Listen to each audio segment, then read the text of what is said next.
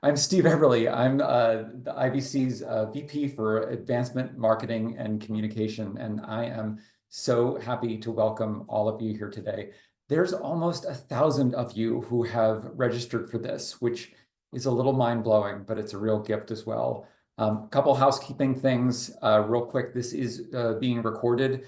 So if something happens, if your internet goes out, if the dog starts barking, if someone comes to the door, fret not. We are recording this, and we will post it on our website, and I'll follow up with an email later. So please sit back and relax. We also have, you can ask questions later or anytime. We'll try and get to them as we also try and keep this webinar to a tight hour. Most people I know have had that moment where they've either looked at their calendar or, they've gotten that annual Social Security statement and they've thought about retirement and they've thought, how much longer? Retirement, it's quite an accomplishment. But others put it off or they dread it because they know the challenges. They know that retirement means a shift away from the daily working environment. And that can feel isolating. They know that people's professional lives can be really deeply tied to their identity. How many times have you said, I'm a blank, to describe what you do instead of who you are? Moving into retirement, it presents a challenge of purpose. We structure our days around our work. We make decisions about when we go to bed, when we wake up, when we eat, because of work and those external pieces. So these are all challenges.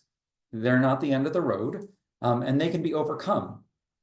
Here at IVC, we've been helping people find meaning, service, and community in retirement for over 30 years. And we know that retirement offers a chance to deepen your spiritual life. It's a time to give back using your skills, experience, and wisdom to make a meaningful change. Some might even say that America's greatest resource is the experience and wisdom of our older generation. Strong relationships are really key to a joyful retirement. IVC, we are a national service corps that engages adults in meaningful service while deepening their faith and spirituality and community. And today, we are going to explore how service can transform lives with reflections from Father Greg Boyle, SJ, from Mary McGinnity, IVC's president and CEO, and from our own corps members. And now I would like to introduce our first two guests of the webinar. It's my great honor to welcome a man whose work and witness have inspired countless people around the world, Father Greg Boyle. Father Greg is the founder at Homeboy Industries in Los Angeles, the largest gang intervention, rehabilitation, and reentry program in the world. For over 35 years, he's walked alongside men and women seeking a path out of violence and toward healing, community, and purpose. Father Greg is a best-selling author whose books, Tattoos on the Heart, Barking to the Choir, The Whole Language, and now Cherished Belonging, invite us to see the sacred in one another and in the lives of radical kinship. 2024 was a big year for Father Boyle as he received the Presidential Medal of Freedom, our nation's highest civilian honor, and IVC's Madonna della Strada Award, recognizing his commitment and service to working to educate for a more just society. Father Greg is a Jesuit priest whose life is a living testament to the gospel. So please join me in welcoming Father Greg. Hi, Father Greg. Hi. And now I would like to introduce IVC's president and CEO, Mary McGinnity, with over 30 years in leadership positions in education, faith formation, and pastoral counseling and parish ministry. Mary's vocation has been propelled by seeking ways to answer the question, how can the church and its institutions serve as a reflection of Christ as healer? Mary is a graduate of the College of Holy Cross. She served 2 years as a Jesuit volunteer where she taught in inner city Catholic schools. After JVC, she went on to pursue her graduate degree in pastoral counseling. She co-founded and served as the executive director of clinical director of a large parish-based counseling mental health center. And later, Mary went on to serve as the deputy director and later executive director for the Department of Justice and parish social ministry development and public policy issues with the Archdiocese of Washington, D.C. Mary has served as IVC's president and CEO since 2010. Welcome, Mary. Hello to both of you. Thank you, Steve. Father Greg, I would love to start with you on this. First of all, love your book. It's been a real joy to read. And this book, Cherished Belonging, it explores how deep human connections can heal individuals and communities. What inspired you to write this? And why do you think it's the sense of belonging is so essential today? Well, thank you. I'm so happy to be with all the IVC folks, and I'm a big, huge fan and supporter.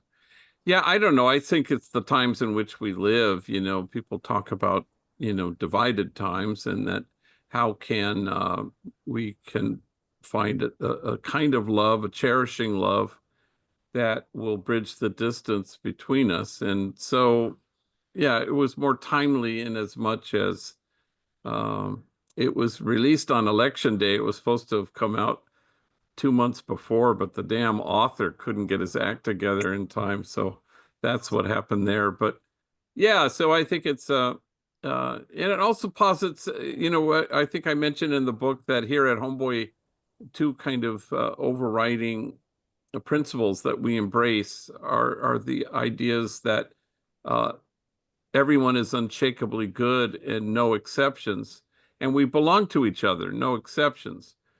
And so I think, frankly, that just about every vexing, complex social dilemma that we face could actually be resolved if we embrace those two principles.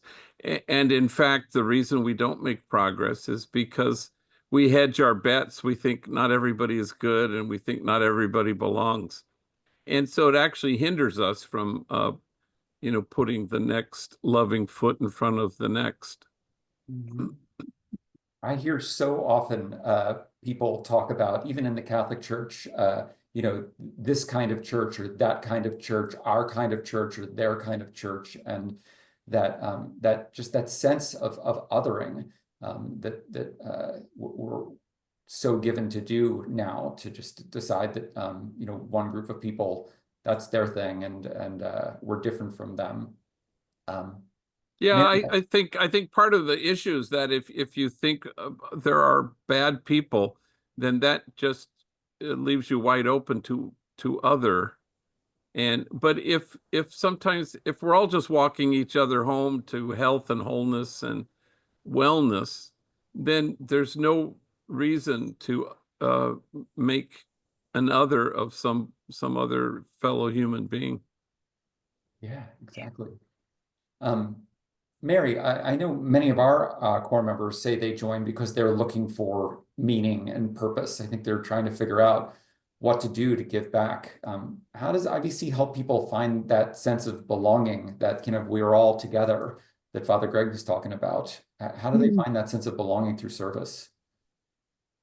Wow, that's a great question, Steve. Thank you so much. And thank you, Greg, first of all, before we go on, for being a part of this conversation with IVC today. You are a tremendous supporter to us, so thank you. I say that ahead of time. Steve, as I think about that, I think about over all these years when I've heard stories of men and women wanting to be a part of IVC, they're looking as a way to give back. They're looking to say, hey, I've been blessed with my life. I've had a great career. I'm doing something, but now I have this gift of time, experience, and talent, and I want to give it back. And through our process of assigning them where there are needs in the community, they start to get involved in their service work. And that's one area first where they start to feel a tremendous sense of belonging. They're assigned, and we're in partnership with over 350 nonprofits that are making significant changes in their communities. And they go in there and they bring their gifts and they start working and they start saying, hey, these are people now that I feel that is my community. We are a community together that is making a difference in this neighborhood or in this community. But then also too, IVC has a program where we bring together our IVC Service Corps members on a monthly basis. And they come together in reflection, prayer, they talk, they build friendships with other Service Corps members. So they become a part of a community where they're supportive to one another. And that really feeds them and keeps them going as a community that's engaging in their local communities to make a difference. So the structure of the IVC program de-isolates them from one another and from the people in the community where their gifts are in great service to the betterment of their brothers and sisters. And that's what you start to hear people talking about. These aren't just people that I'm serving or I'm doing well with, but they're my friends, they're my people, we're together in this community. So it is a very transformative moment for them as individuals. Yeah. I'm thinking, Father Greg, I'm thinking about people who may want to join IVC, and that they hear that Spirit's call because they see something that's broken out there, and maybe they see it in their day-to-day life. Maybe they see it on the news and they think, I want to go in there and fix this. And that's a system, but I think sometimes people start thinking about trying to fix people too. And at Homeboy Industries, you talk about accompaniment, really walking with people rather than trying to fix them. How does this approach change the way we serve? Yeah, I think if we go to the margins to make a difference, then it's about me. But if I go to the margins so that the folks there make me different, then it's about us. And when it's about us, it's eternally replenishing. You never burn out. You only burn out when it's about you.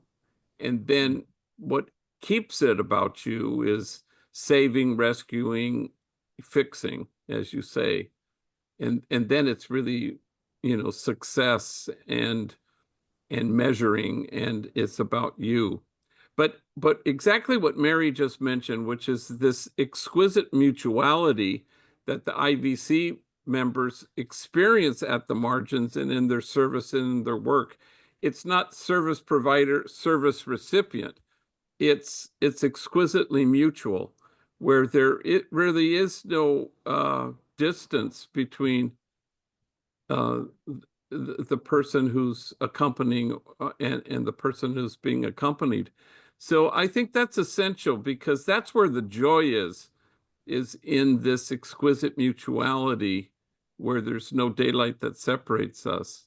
And then you discover more and more that that separation is an illusion, and so that we're called, we into each other's presence and to belong to each other. And I had a homie the other day, he ended an email by saying, today, it was early morning, like 3 a.m, he was writing me, and he said, today, I'm going to surrender into the arms of God and then choose to be those arms. And that's kind of what IVC is about. It's choosing to be those arms, not in a way that fixes, rescues, or saves, but a way that holds, and you're held, and it's eternally replenishing, and you're never depleted when that's the disposition that you have at the margins. Yeah, I'd imagine to accompany rather than to save. To save, you don't necessarily need to be vulnerable. Saviors are superheroes. Maybe don't have a vulnerability, but to accompany, you need to be open to that vulnerability of relationship, of give and take, and of being seen. Absolutely. Yeah. Well, Mary, a lot of our core members, they join IVC because they're looking for meaning. They're looking for a way to give back. How does IVC, how do we accompany through that? IVC emphasizes that sense of accompaniment in our service. We're not necessarily the experts. Yeah. What is I guess what I'm getting at is, what does accompaniment look like in IVC? Well, first of all, I want to add a little comment there to what Greg just said about fixing. I think, at the end of the day, when we're all faced with this, we all really need fixing. All of us need fixing in one way or another. And I think what I've heard from men and women in the Corps, and also my own journey in Jesuit Volunteer Corps, many, many years of just working and walking with this social ministry part of the Catholic Church, is that there's, in that mutuality and that accompaniment, walking with one another, we share in the broken spaces. We share in that grace moment together, and we all get a little better, a little healthier, a little good, because we're in this together. But that's the thing that comes to the truth of this accompaniment idea and the issue there. But I was thinking a lot about the accompaniment of IVC Service Corps members, and a story comes to my mind of a woman who served. She actually has been a part of the Corps in direct service for 10 years, and then she's also been serving in indirect ways afterwards. But she worked with women who had been trafficked. She was working in a social service agency with women who have been trafficked. And I remember her sharing this experience with me. She was a highly accomplished woman herself, and she went in to help mentor and educate these women as they were working to get their education, their GEDs. Many of them were in these programs to better their lives and to heal from the trauma of being trafficked. And she got to be in relationship with these women, and that her coaching them, supporting them, listening to their stories, not only they would say to her how powerful it was for them, that even a woman of her background and her accomplishments would even care about them. For her, that also transformed her experience, that she in her presence, not just in her degrees and accomplishments, but her presence would make that kind of difference. And that was a healing for her, to feel that it wasn't just, I'm not of value just because of all I do, but I'm of value of my being and with others. And that was a very powerful experience of her. But also too, and I want to talk a little bit about this in the IVC experience. IVC, as I said, is in partnership. We place Service Corps members in hundreds and hundreds of nonprofit agencies that are out there making a huge difference in this world. And they are doing it under-resourced. I mean, someday I want to have a big talk in this country about why do we under-resource these agencies that are making a difference and lifting people out of poverty and marginalization. But that's a conversation for another day. But we're in there with them. And oftentimes our Service Corps members are not just working with the men and women who are coming, or the children, in many cases the children are coming to these agencies to improve and better their lives. They accompany these executive directors of the social service nonprofits. They give of themselves as maybe mentors and coaches. They're a presence because they are wisdom figures. Our population of Service Corps members aren't just men and women who have experience. They're men and women who have wisdom. And so when I've heard stories when, Service Corps members say the executive director is just beside himself with just how the next crisis is coming down there. They are like an unflappable presence of wisdom. They can say to the executive director, hey, I got you. It's okay. Let's sit down and work on this. And so the woman I was talking about before, she not only worked with the women who have been trafficked, the clients and customers that came to this agency, but she also later became an executive coach to the executive director of this agency, helping her to design strategic plans because they were growing and they needed to expand their capacity. So she worked at both levels of accompaniment. So we're also accompanying these social service agencies that are doing remarkable things in the community with little or no resources. Wow, yeah, it's really a story of accompanying lots of different relationships, even within just the same organization. I can really hear that sense of community in there as well. Father Greg, in Cherish Belonging, I'm gonna keep plugging this. I was really struck by the phrase, there is no us, and there's no them, just us. I was actually down the shore a couple of weeks ago with some friends, and one of them was wearing a sweatshirt that said, we belong to each other. And I was reading your book at the time, and I'm like, hey. How does breaking down those barriers between us and them, how does that, from your from where you sit, how does that change our perspective on concepts like service and justice? Well, I think, Mother Teresa talked about the reason that we don't have peace is because we've forgotten that we belong to each other. And so how do we stand against forgetting that we belong to each other? So it just seems to be the key thing. But we eliminate people. We kind of, there's too much tribe and not enough village, especially at the moment, but we have this misconception that it's about winning the argument or pulling somebody over onto your side or convincing people, or that our tribes are made up of these groups and each one holds a view. But I think it's more accurate to say that we don't really have tribes. We do have a village, but we don't hold a view. We're held by an anguish. And it's the anguish that kind of joins us together as members of the same family. And so, and Homeboy has sort of been an example for me over 40 years because it's, people walk through those doors and they're barricaded behind a wall of shame and disgrace. And the only thing that can scale that wall is tenderness. And they come in with what psychologists would call a disorganized attachment. Mom was frightened or frightening. And you can't calm yourself down if you've never been soothed. So the task that joins us together is to soothe each other, in our anguish, which is the common thing that we all have shared together. And so I think if we saw it more as how do we soothe each other? Meister Eckhart, a theologian and mystic of 1,000 years ago or whatever, he used to say, "It is a lie, any talk of God that doesn't comfort you." So if we are to choose to be the arms of the God who in whose arms we surrender, and if we choose to be those arms in the world, then we are delivery systems of comfort and soothing.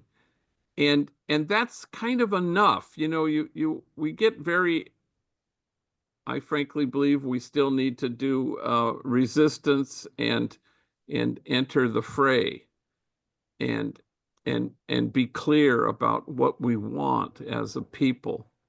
But all the while knowing that our task is to soothe each other and to comfort each other and to somehow alleviate this shared sense of anguish that cuts across every human being.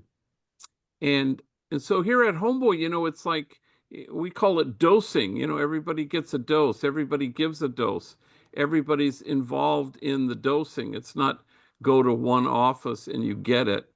Everybody's participating in the nurturing and creating of a community of cherished belonging, in a community of kinship such that God might recognize it. So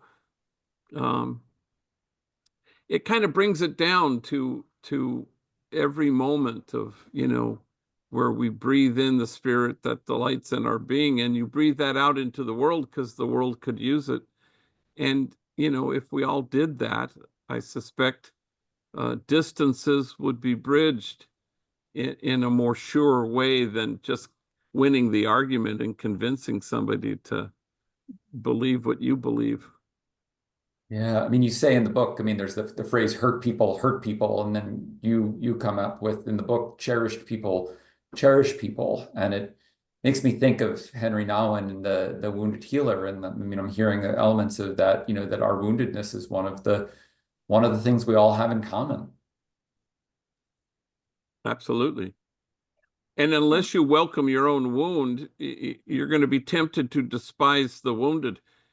And that's where we are too. That's how we draw lines when we should be erasing them. And it mainly comes from our own discomfort with our own woundedness that, as you said earlier, it makes the wounded the other at a time when we can ill afford to have that happen. Mary, the IVC members, they often serve in communities that are very different from their own. Often in service work, there's a power dynamic between those who serve and those who are served. How does IVC prepare people to approach this work? Oh, that's a great question. Um, Well, first of all, we acknowledge that and we talk about that openly.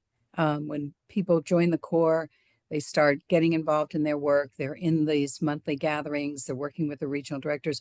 We're very clear of that to raise awareness that there can be a power dynamic. There can be an offsetting.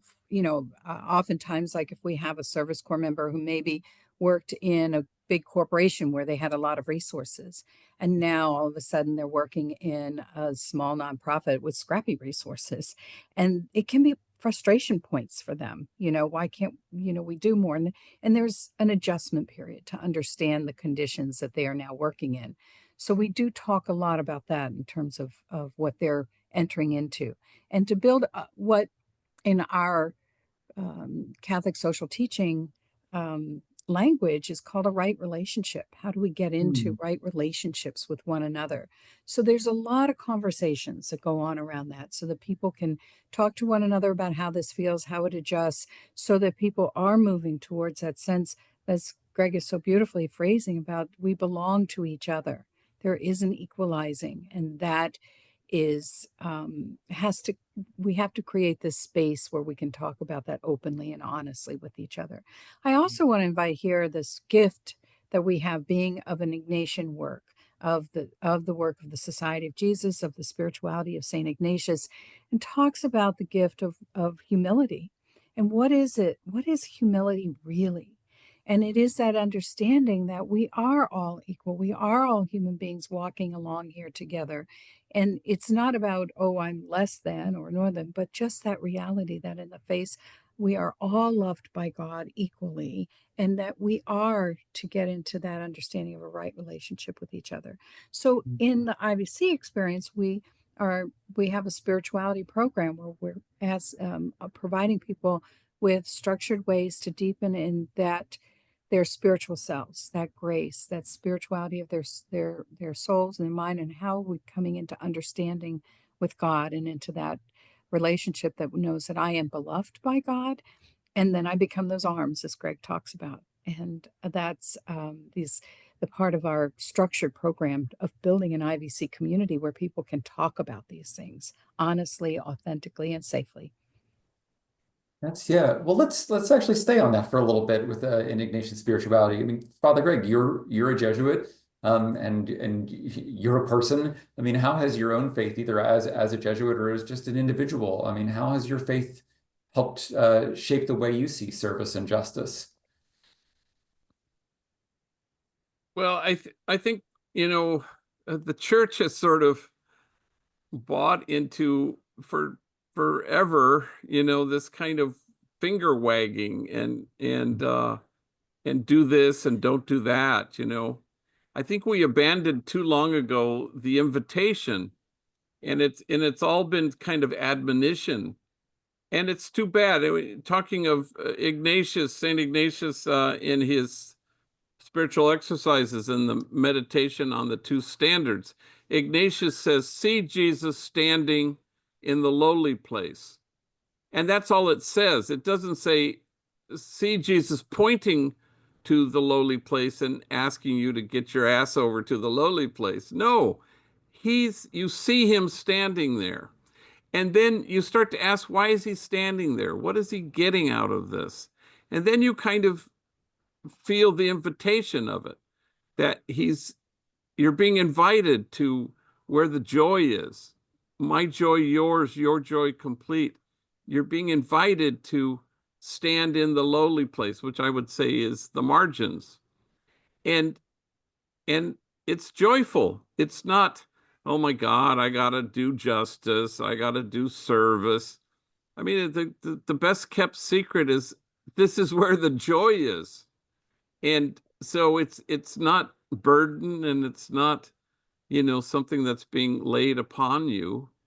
And it's certainly not a finger wagging of our God who says you haven't really done enough.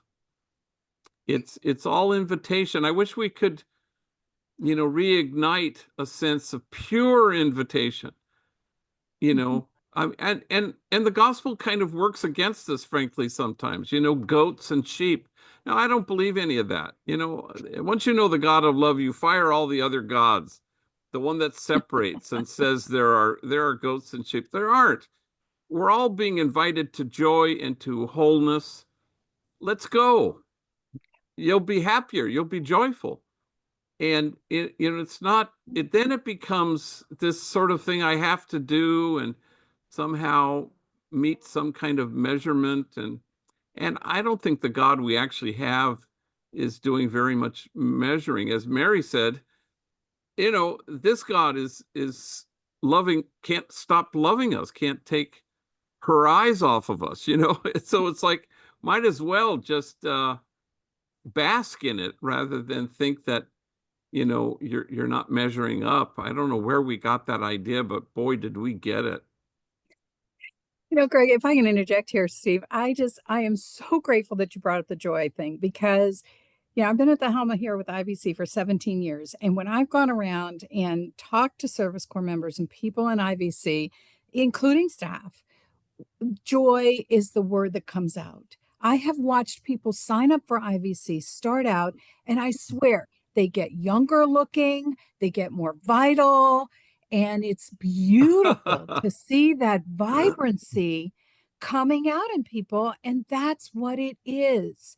There's a joy that comes out of being in these relationships, giving, being in these communities. It's magical that way. And I think that is God, that energy, that strength, that love of being together. And so I often said if I were to sell a fountain of youth, I'd be selling IVC. I mean, you want to stay young, join IVC. Oh my gosh, it's amazing. Father Greg, reading your book, I had my own kind of spiritual moment in that sense of that loving awe and that God kind of following us and wanting to be with us. And I've got a 12-year-old dog, and he's my ride or die. And I work from home. And when I was reading your book, I was thinking about, I will get up to move around the house. And he's not stuck to me as I move around. He waits, 5 minutes until he's determined that I've settled. And then there he comes and gives me a wag of the tail and plunks down at my feet or plunks down on the sofa next to me. And I just had this image, and I thought that's what a relationship with God is like. Is like I'm moving into the room with you, and I'm happy to be with you. Yeah, and when it's all love, it feels like that, as opposed to, I remember I had a homie in my office. He was making conversation, and he just said, "Hey, gee, have you won the Nobel Peace Prize?" I said, "No." And then he looked at me, and he's with great sympathy, and he says, "Haven't did enough?" I said, I'm sure that's it. I haven't did enough. But I love that sentence because it's kind of how we always operate. We just presume that what's on God's mind is that we haven't did enough. And whereas God is just too busy loving us to give two toots about any of that, it's just all love. It's like the gospel, I guess, is it this Sunday, the prodigal son, and the father is running, weeping, kissing. That's it. There's no rubbing the kid's nose in what he did.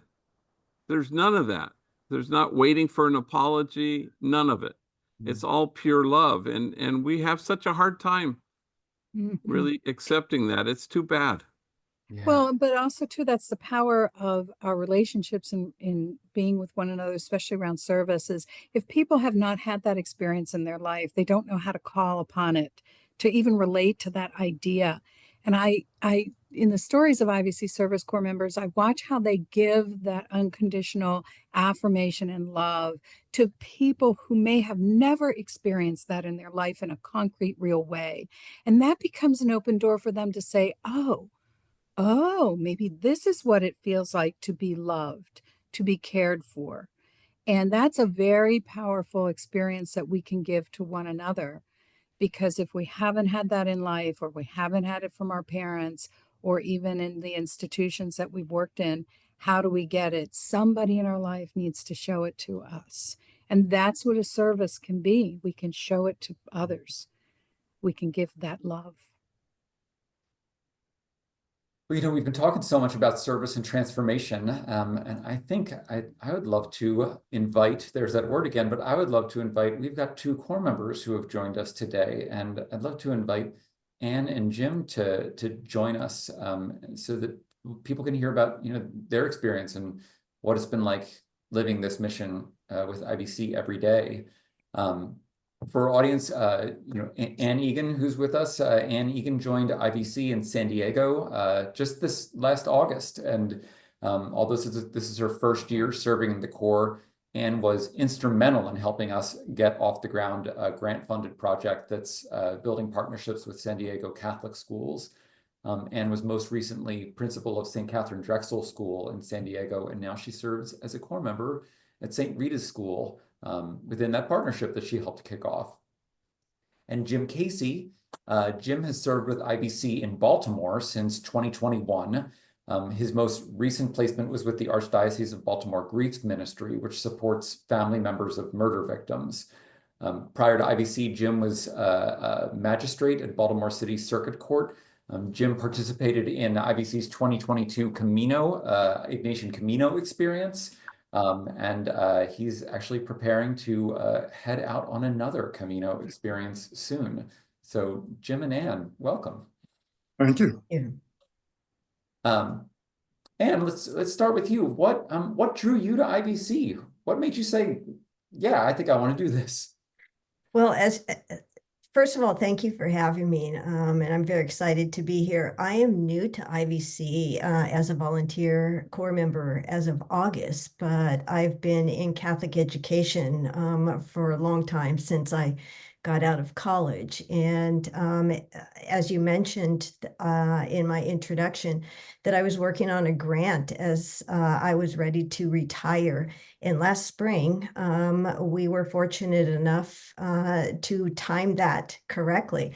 The grant that brought partnership with IVC and the St. Augustine Foundation is proving a lot of what you've been talking about, that we're better together. And there's more to the us than there is to the me or the I. And what drew me to IVC was, as I was preparing for my early retirement, I happened to be able to connect with IVC through a grant program that I was writing to help my fellow principals. As Mary said, we are often under-resourced in nonprofits that are serving people who really need our gifts and talents. And in Catholic schools, we are under-resourced. So as I was preparing to exit, I still had more to give. And it was, who is God calling me to be in this next chapter? And God put me together with the IVC. And so the timing was actually a wonderful gift. As I left employment and began retirement, I also began my meaningful next chapter as an IVC volunteer at St. Rita's School. So I'm still present in the community and still around kids and fellow Corps members and the teachers and staff there. So it's been a wonderful opportunity for me to make this easy transition and still be able to give back. Oh, thank you. That's wonderful. What about you, Jim? I mean, 2021, that was a real year. What made you? Yeah, it was. What made you say join IVC? Well, actually, it was the spiritual exercises. I began the spiritual exercises in 2019, and right in the middle came COVID, and my spiritual exercises were interrupted. But Elaine Ireland, who's a good friend, stepped in and helped me to complete the spiritual exercises. And at the end of that, they asked us, it doesn't end here. You have to do something to make up for it. And that fit very closely with my life. I had retired. I was afraid, frankly, that I'd become idle. And so I was really looking for volunteer experience. And this fit right in. And as it turned out, I went back to some of the same work I'd been doing. When I was in the juvenile court, we would sometimes ask a question like, how many of you here have had a relative or a friend who's been killed? And it was shocking. I mean, it was often more than half the audience would raise their hand. And so the ministry that I got into was a ministry of offering consolation to families that have lost somebody. But it was more than that. It was a way of us as a community, and I meant the whole Catholic community, but really the whole community beyond Catholicism, of saying, this is our problem. This is not just your problem. We belong to each We're other. involved, and we own it. And so I began doing that. And each month, unfortunately, there'd be 15 or 20 people who'd been killed. And each month we'd write 15 or 20 notes to the families. So that was my ministry up until, frankly, January of this year. And then somebody else took it over. And as you said, I'm going on the Camino. So I'm heading out in April on the Camino. So when I get back, I'll get a second assignment. Yeah, I guess in some ways that highlights IVC's flexibility. And let's go back to you. I mean, in your service, I mean, and you've stayed in the same industry that you were working in, but it's different now. Can you share a stories or anything about that's happened this year that you feel is particularly meaningful for you? Yeah, there's a couple of them, so I'll go with the first one and see how much time we have. Basically, I love learning. I love the curiosity and the unexpectedness of life. And in this case, the 7th grade science teacher actually had an assignment for me, which was to see if we could engage a small group of kids in his class to become interested in planting the school's garden. St. Rita's School is located in the center city of San Diego, so it is resource challenged, and they've got wonderful donation to reform and revitalize their campus in a program donor funded called Art, Play, Pray. And in order to integrate that whole child development, they actually built some planting beds. So there was an opportunity to literally create, for the very first time, a school garden in what used to be a hilly blacktop parking lot. So I've got 5 kids that were at first assigned and then became curious. And so the work that we did was to bring that joy and that curiosity of bringing kids to nature, literally putting on those gardening gloves and getting their hands in the dirt. After researching the kinds of plants that would grow in our climate in that location, and then figure out, do we grow them by seed? Do we buy the small plants? And here we are from December to March. And we've planted everything except the tomatoes, which actually are growing wild in my backyard right now. We're going to go with, instead of buying the tomato plants, we're going to use those that actually germinated in my own backyard, from the seeds to the little seedlings. And these kids went from being fearful of getting their hands dirty to actually embracing this garden like they're parents of these plants now. They each have a day that they take care of the plants. They look after the entire garden, and they really have been overcome with the joy of seeing that you could grow and learn from nothing to where we are, and the symbolism that we can use with the whole transformation. has been an amazing opportunity, and never would I have imagined that I would be involved in that. So Oh, yeah, I love seeing that. these kids transform has been the greatest joyful gift so far. Oh, wow. Yeah, I can hear it. Um, Jim, you touched on this a little bit because in your you talked about being in court and kind of experiencing the impact of Baltimore City and the murders there. But how has being part of IBC how has it changed you, either spiritually or personally, or even just the way you see the world? Um, I don't know that it's changed me a whole lot, but I've become better at doing some things. I always believed in community, and I have found a community here. Just this morning, we had a Zoom session where there were 9 of us who sat and talked about what was going on in our lives, and most of it, we're an older population, so there was a lot of discussion of illnesses, of family troubles with children or grandchildren, um, and of even of death, where we've run into quite a few of our people who've died over the last couple of years. So that is not something you have a chance to do very often, to talk about those things. And that whole sense of community, I think, is really important in addition to the work that we do. And so I always knew it was important, but that doesn't mean I did it. And IVC has given me a chance to actually do it, to be part of the community. And I've very much appreciated that. It was interesting that the promo introduction that you did, there were a few people I knew there, and that just made me smile to see them in the promo. It was really good. Nice. Um, and what surprised you about your experience? I think Um, oh, was it me? okay, and it's you. Yeah, for Anne.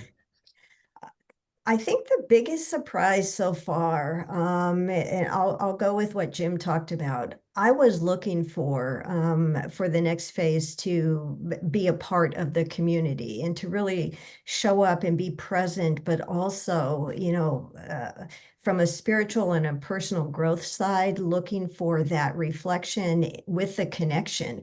Who is God calling me to be in this next phase? And I think what surprised me is that as I've been a lifelong Catholic school educator, and toward the end of the career, an administrator, I'm going back to the curiosity and the walking into the change and the uncertainty, with a wonderful sense of a beginner's mindset, which makes it fun to work with the elementary school kids as a core member at St. Rita's School. And I think, to me, that is really what, at this stage of life, as Jim said, there's a lot of us out there who are entering or are in the midst of retirement. And there's so much more that we can get out of this stage of life if we give first. And it's what Father Greg Boyle said earlier, that getting out of ourselves and really being present and looking for the joy, Mary said as well, with the unconditional love and being a member of a community. The surprising benefits are so numerous, I can't even at this point articulate one of them, because every day I feel it when I look forward to going to my service hours, and every day I leave with more that has filled me and has given me that love and that growth back. Then I feel like I'm giving. So that cycle is what keeps me going. And I think that's what I could say to people, anticipating future questions from you, Steve. Why would somebody want to be a core member? It's really finding the joy in the unexpected of life, and giving back is better than receiving. And I think I'm lucky to be able to live that every day as an IVC member. Well, it reminds me of what Father Greg said at the very beginning, is that, that sense of, we're doing it for each other, we're doing it with each other, and if you're not getting something out of it, then it's kind of just ego driven. But if you are, then that's everyone benefiting from that. Correct. And that's been my experience. Yeah. Jim, what would you say to someone who might be on the fence about joining IVC? I think I'd ask them what they're looking for. If they're saying, well, I feel a sense of obligation, I ought to be doing something, I'd say, well, think about it a little more. Because if it's just doing it out of a sense of duty, you'll probably last maybe 4 months, 5 months, 6 months, but then you'll stop doing it. Whereas you do it because you have a need, you really feel like, I want to give back to the community, but also I want to be part of a community. More and more, it's hard to find places, so they call them third spaces, where you can really meet people and share with people and be intimate with people. And so if you're somebody who's looking for that, and at the same time, not just looking for it any place, not looking for or wanting to give something back too, this is just ideal. That's great. Thank you. I'm looking at the questions that have come in, and I just want to give a public thank you to Kevin, who has been just moving through a lot of these questions in text form. Father Greg, Dolly asks, how do we see each other in our community? Is there a sense of belonging to one another and not separate from each other? But I mean, I think it is a challenge. Like, how do you break through and really see someone in your community?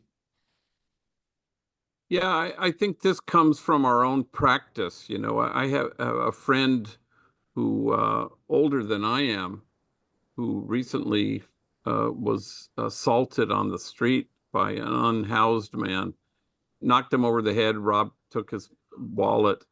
And he told me that when he woke up, he was unconscious. He looked and he could see the man was several yards away, sitting on the front steps of a house. And he said, I realized that this man was just as scared as I was. And then he corrected himself. He says, did I say just as scared? I meant just as sacred. And I think that's kind of the mystical view. That's how, and that comes from just asking for it, I think, where you want to see as God sees. And then, the IVC is about it's mystical activism. It's not in your cell, although there's certainly, everybody has a practice, but it's wanting to be those arms in the world. So, but it's a way of seeing, it's a lens. And certainly our own practice kind of nurtures that, and why it's so essential, so that we can see as we are seen. And then that opens up a whole door about, as the questioner said, about seeing other people. Well, and you mentioned it's a practice, it's not a switch that you can just switch on and suddenly you see things differently. It's practice. And it's not once and for all. That's why we call it a practice, because if it were once and for all, you'd be one and done. But would that could be true, but it isn't. You have to. The homies here who are in recovery, they'll say one day at a time, and I always say, no, that's way too long. It has to be with every breath you take. Mary, I saw a question come in. We've highlighted some real kind of leaders who are core members. People who have a lot of bona fides to their resume, but that's not indicative of everyone in the core. I mean, our core is made up of people from all walks of life, and I just wonder if you have thoughts or comments on kind of that just every walk of life part of our core. Right, right. Thank you, Steve. I mean, we have people from all walks of life, all backgrounds, which is really, really beautiful in and of itself. But I was sitting here thinking about those who are listening to this conversation, and maybe they're starting to feel something inside of themselves. Hey, I want to be a part of this. I want to be a part of this movement. And I want to say, no matter, don't analyze yourself in terms of am I good enough? Will I be of value? Just jump on it, connect, because there's a prompting of the spirit here. And I look at that, especially in terms of this day and age and time. Greg, you've used the word resistance, activism. I think there's a lot of people right now that are looking for things to be positive about in this world, to be hopeful about. And hope only happens through actions. It's not just a feeling, but an action. And I don't just say an urgency of this time, I see an excitement for IVC because there's a tremendous wave of men and women entering in retirement. And that this generation, our generation, my generation, has a tremendous amount of wisdom and gifts to give. It's a movement, it's a wave that, if we can animate this and build it, it's a wave that will really lift what is positive in our world. And right now, we need to lift that up. And so there's a calling to our generation. We're not just going out into the field. We need to be active. We need to be animated. We need to be activists in this time today. And so it's kind of interesting to me from a mystical lens. The boomers are retiring in huge numbers. This is an era that we're in. Okay, the boomer generation, we've lived through lots of these kinds of things. Let's go, go, go, and bring that gift of ourselves into the community now. So I get excited about what IVC can be in this time for all of us. Yeah. Well, we just have a couple minutes left, and so I'm gonna go back into my air traffic controller mode before we wrap up and thank people, because I have seen some questions come in around practical logistics, which makes sense. People want to know what happens next. IVC, we are present in 16 states, physically present in 16 states and the District of Columbia.